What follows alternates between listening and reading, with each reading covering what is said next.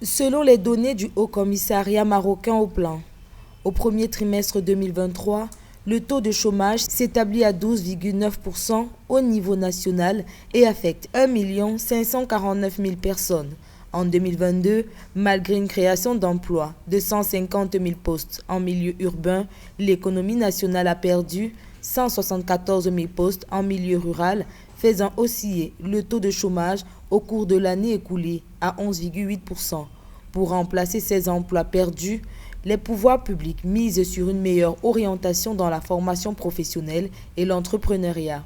Pour nous, la solution, c'est de pouvoir encourager la formation professionnelle avec des circuits de formation qui ne sont pas trop lents pour pouvoir préparer des ressources humaines très rapidement, mais de qualité.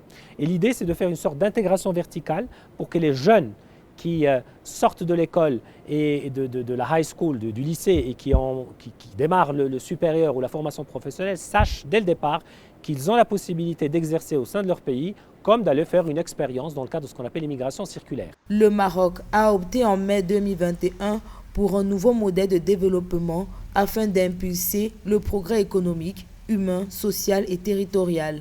Les pouvoirs publics ont élaboré à cette fin une politique de l'emploi et de l'entrepreneuriat au Maroc à l'horizon 2035. Dans l'un des scénarios de cette politique, il faudrait créer 440 000 emplois par an pour réduire le taux de chômage de 60% et augmenter la participation des femmes à 45% contre 21% actuellement. Pour accroître les possibilités d'emploi, le gouvernement met en œuvre divers programmes et table aussi sur une réforme du Code du travail. Faire les réformes nécessaires, notamment la réforme sur le Code du travail. Parce qu'il faut permettre le travail partiel. Il faut permettre ce qu'on appelle le portage salarial. Il faut permettre à ceux qui veulent entreprendre de prendre un congé entrepreneurial. Et donc l'idée, pour répondre à votre question, c'est d'avoir des objectifs très ambitieux et que dans le million d'emplois que nous voudrions créer, qu'on puisse avoir de l'emploi salarié et de l'emploi sous forme d'auto-entrepreneuriat.